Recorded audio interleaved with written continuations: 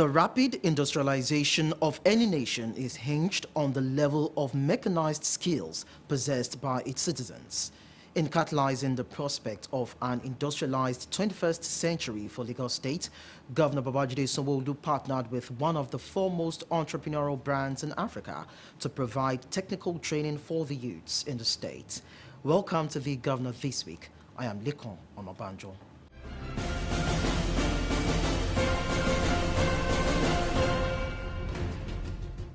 Governor Babajide Sanwo-Olu began the week by charging members of the National Institute of Policy and Strategic Studies, KURUJOS, to continually make policies that will advance governance and positively affect lives of Nigerians. The governor made this known during a courtesy visit to his office. The leader of the group, Emmanuel Maman, lauded Lagos State in terms of life-changing policies put forward by government to transform the lives of its residents. It's not hidden.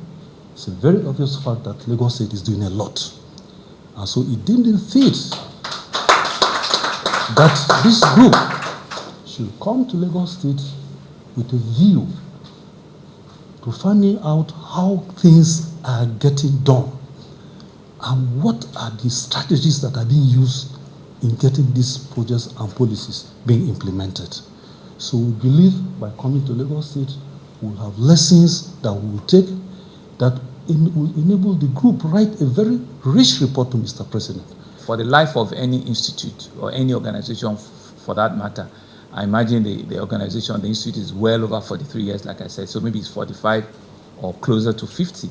The question is, has it met, all of the objectives, and the goals and the vision that it was set out to have to be meeting, as it indeed felt the pulse of Nigerians, as it indeed strategic enough to be able to have ideas and recommendations that are helping policy and decision makers in this country to advance, the cause, and the cause of governance and the cause of leadership in this country. So you should not be scared to challenge the status quo.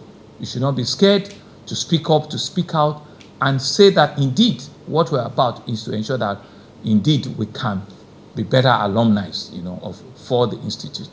And when you leave the institute, what impact has it made with you?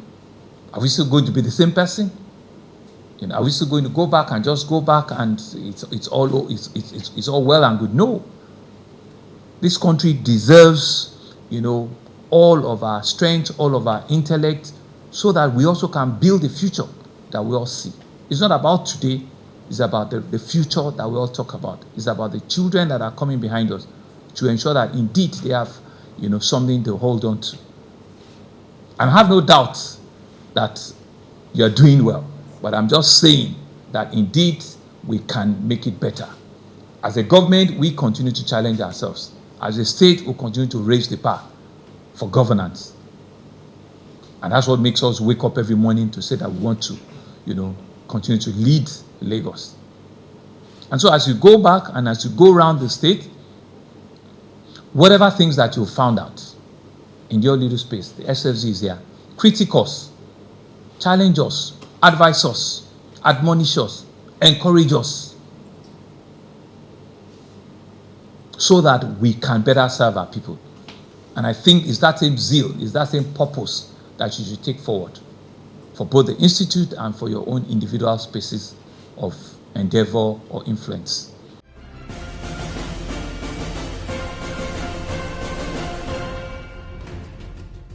Lagos State Governor Babajide Sanwo-Olu urged the federal government to provide adequate funding for the Lagos-Badagry Expressway, an international gateway to West African countries. Governor Sanwo-Olu made the call while receiving the House of Representatives Committee on Works, led by its chairman, Honorable Abubakar Kabir Abubakar, during the courtesy visit at Lagos House, Ikeja. Our Speaker, Right Honorable Femi Bajabiamila, has directed our committee to give Lagos special attentions because of the importance of the states, of the federations.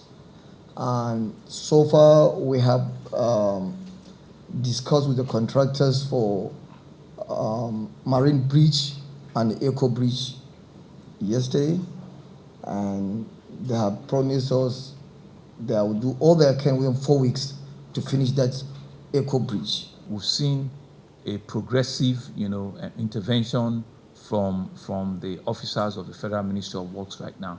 But we can do a lot more. We can do a lot more in the areas of the bridges that you've mentioned. Some of these bridges have been on for 50 years, 45 years, 55 years, and so some of them are in need of extensive repairs. The junctions and the borees and the piles in which some of them are sitting are because of wear and tear. They are actually indeed a challenge. The vehicular density of Lagos is 10 times the size of any other city in the country. So whilst you see a national average of about 15, you see about 250 vehicles per kilometer in Lagos. So it's huge, compared to what the national average is. So it's why we're happy that they're here today. Lagos, Ibadan Express Road is ongoing. We believe that we also can speed it up and we can have a closure before the end of next year. We're happy with the level of work that has happened on Lagos on Apapa Shoki Road, but we need to go back and do a lot of cleanup. There's still the side roads that have not been completed. We know this is a special dispensation, given the other 8 that is being used, but we can still go back and clean up, especially, around the ports, the Tinkan port and the Apapa port, so that we can indeed free traffic in all of those areas and take it up to Ijora, under the Ijora Bridge, and all of that. Another one that we need to mention to you is Lagos-Badagry Express Road. Lagos-Badagry Express Road is one that I'm aware that they don't have sufficient funding. There's a contractor on site, but the funding that is on it, because Lagos-Badagry, like I said, that is the international gateway. Lagos on their own, we have taken the leap to start something. So we're doing a 10-lane highway, and we've done almost like 15, 18 kilometers of that, right? And we're taking it to a place called Okokomaiko. But we've been expecting federal government and Federal Ministry of Works to now push it and take it to Badagry, right? Our desire is for them to make it a 10-lane highway. We're building for the future, and we can put a rail in the middle of the corridor. That we're building for the future. We should not, be scared to see, because it's an international route and it has capacity to be able to take up that level of traffic. So that's one place that we believe that you can look into. Shagam Ikorodu, like you said, they are working on it. It will be nice also to consider, Ota, Lagos Abeokuta Ota Road is also a federal, road, which is also heavy. If you look at the toll gate area on that road, there's a major field portion that goes into Ogun State, and Pato. So it's also very, very, very important. So these are, class A roads that are important, and they can decongest traffic out of Lagos very, very quickly, outside of the bridges, that I talked about. Just to thank them too, we've seen a lot of improvements around Victoria Island from Ahmadu Bello Way. The ones they've done, we'll say they've done, and we'll continue to thank, for that. Look at the desire and the need of our people, in Lagos, it's a whole lot. And we are not leaving everything to them as well. We are also taking up the responsibility.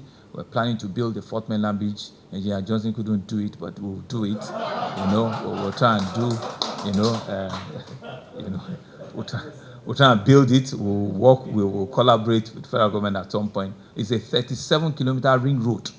37 kilometers. It's going to exit finally on Lagos-Ibadan Express Road.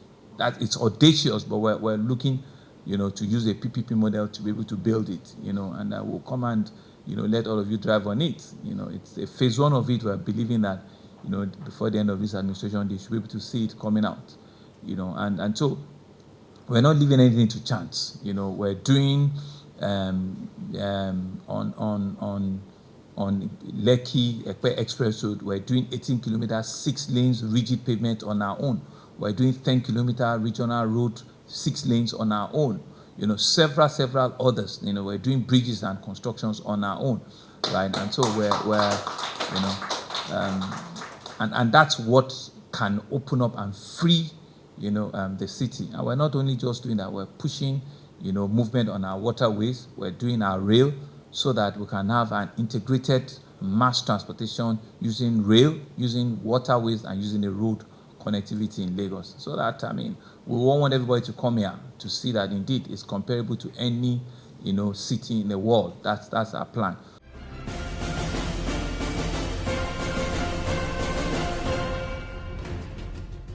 Lagos State Governor Babajide Sanwo-Olu announced the state government's willingness to partner with stakeholders for employment generation for Lagos youths. He made the statement at the launch of the Aliko Dangote Foundation and VDMA, German Association for Mechanical and Plant Engineering Technical Training Program in Lagos. Lagos has continued to be the biggest economy in our country, the biggest in Africa, and what it presents to us is a major unemployment gap that we need to fit. And this can be one of the collaborations that can help us on that journey and ensuring that what is needed for those teeming youths, we can give it to them. And so we're saying this publicly, that we will be willing to partner with both Dangote Foundation and VDMA to be able to replicate a bigger school like this. Indeed, I'm aware that the 25,000 that is working at the fertilizer and the refinery are in Lagos, but we need to do a lot more. And I'm not just going to wait for Dangote Foundation to do it.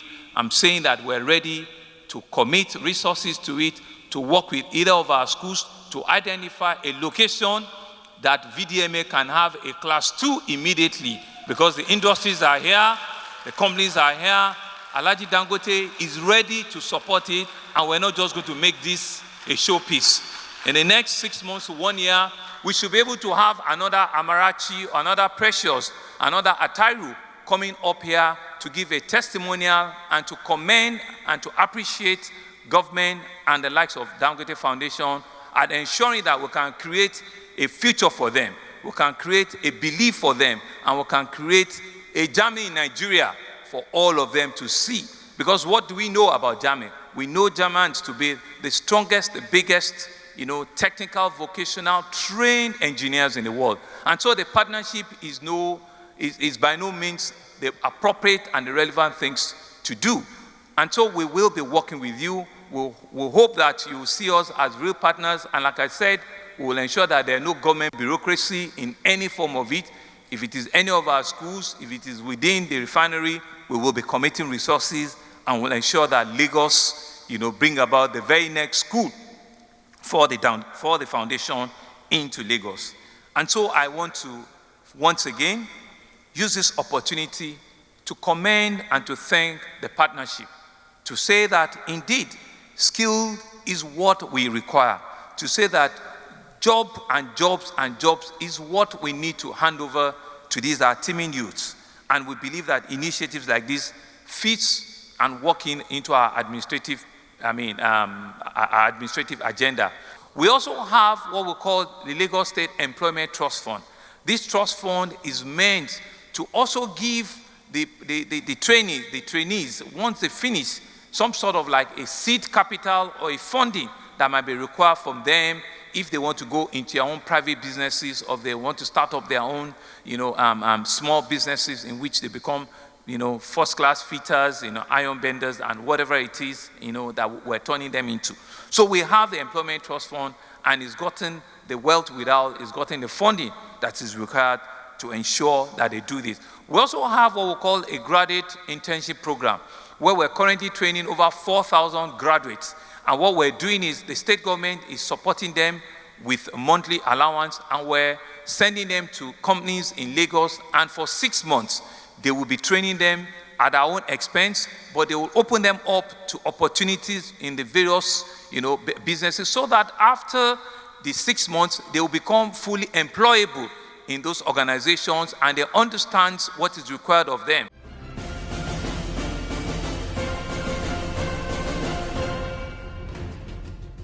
Many thanks for staying tuned to the Governor this week. On the flip side of this break, we will show you how Governor Babajide Sanwo-Olu is hoping to revolutionize technology in Lagos State in building the first of its kind technology hubs, which will exponentially generate wealth and jobs for youths while raising the status of the state and attaining fourth industrial revolution.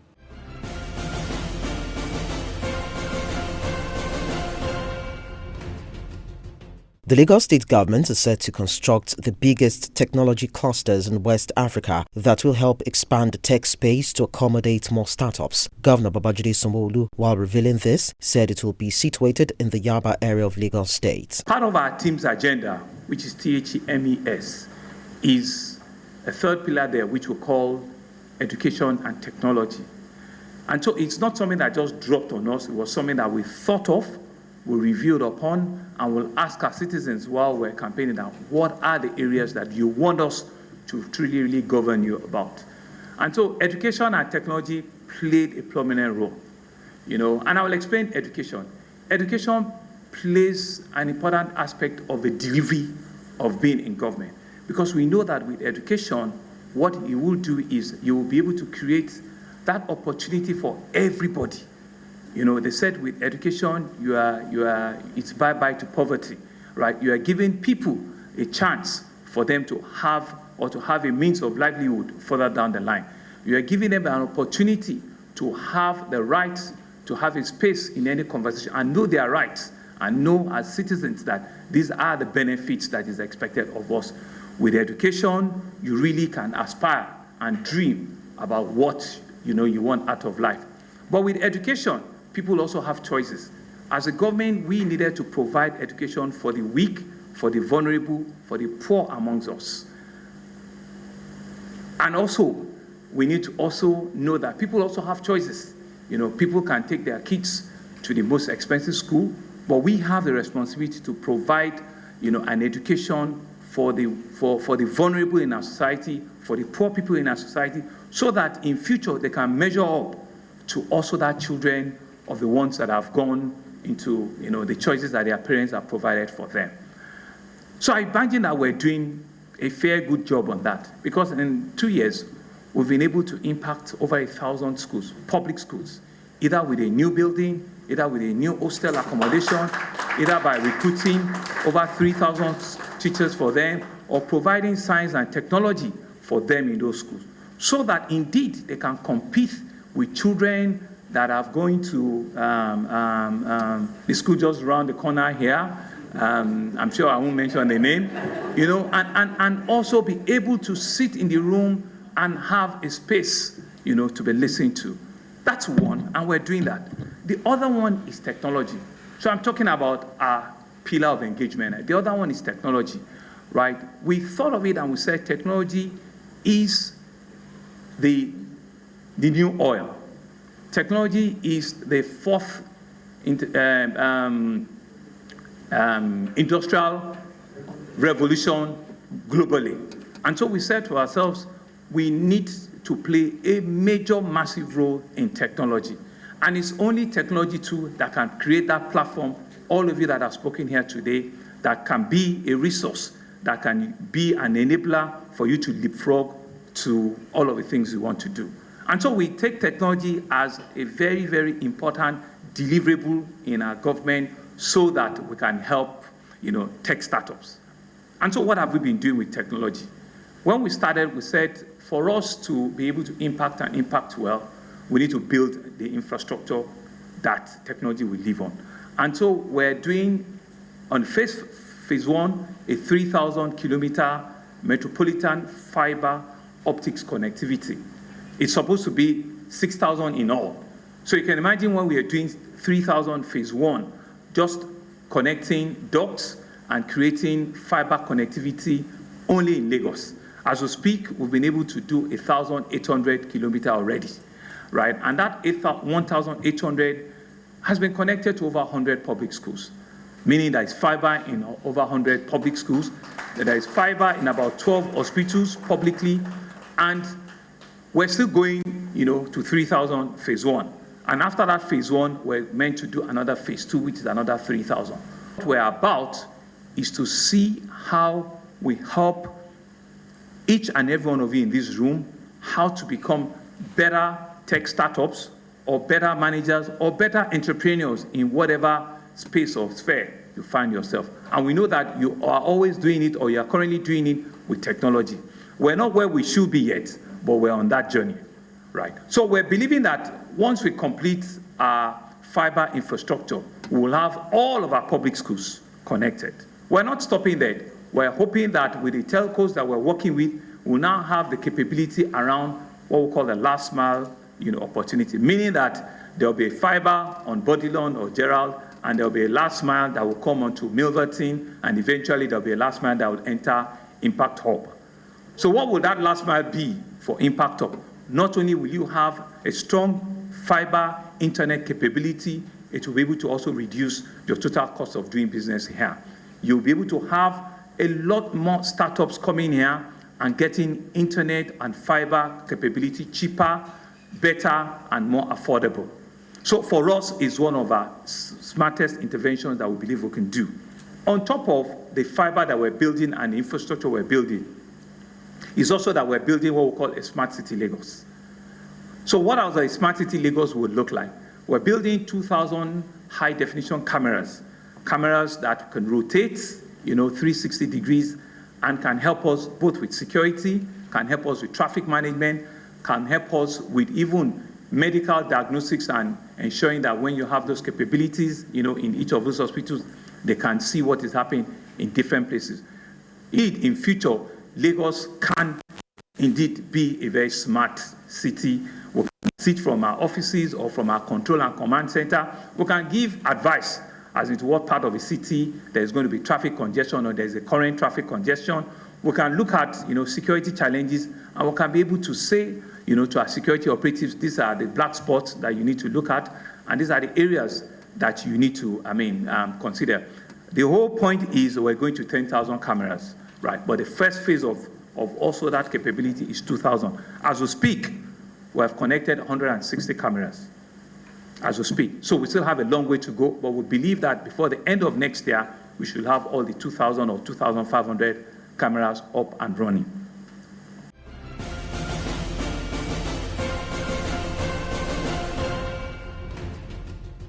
The Babajide Sanwo-Olu administration is committed to sustaining excellence in Lagos by constantly building infrastructure and human capacity, especially the youths. The governor made this known when he played host to federal government visitation panel to the University of Lagos at the Government House in Marina. I know it's not easy, but with the focused leadership we have seen in you and your government, a lot more would be done, especially in the area of education.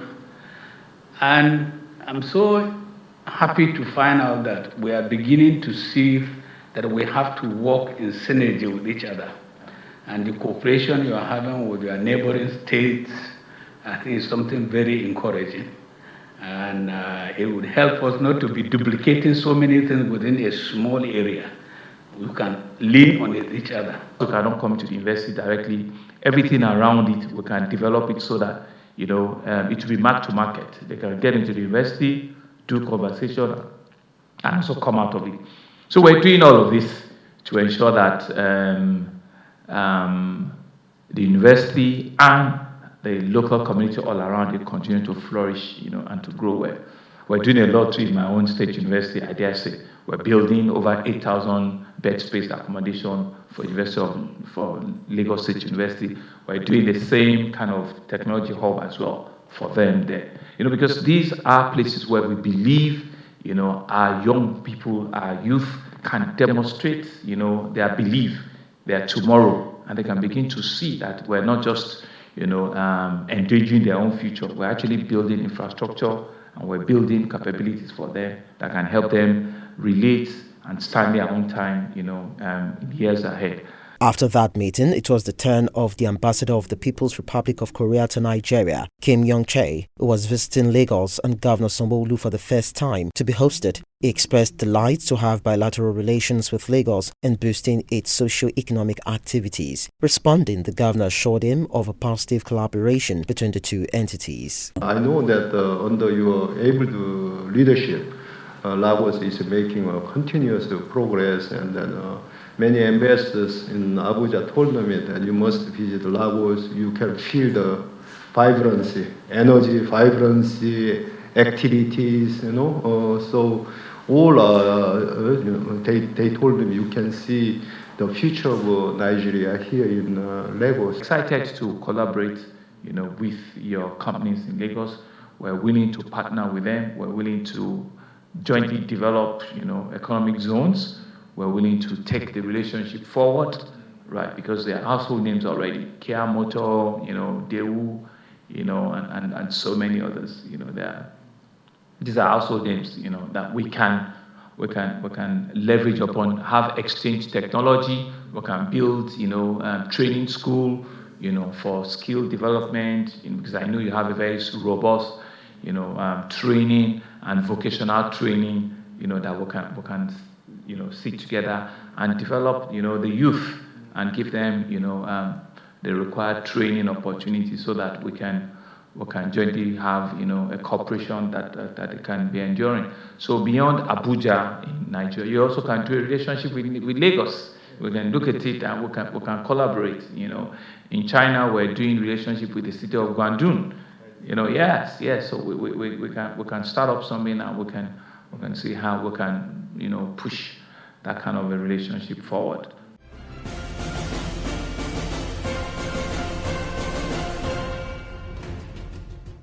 No doubt a lot has been done by the current administration in Lagos State in the education, technology, security and transportation sectors to make it be on par with other cities in the world. There is still more to come, and the governor is optimistic these interventions will ensure a greater good for all, most especially the youths in Lagos State. And that's it on The Governor this week. But then you can't continue with conversations of the governor's activities on all these social media platforms showing on your screen. Until next week, I am Lekan Onabanjo.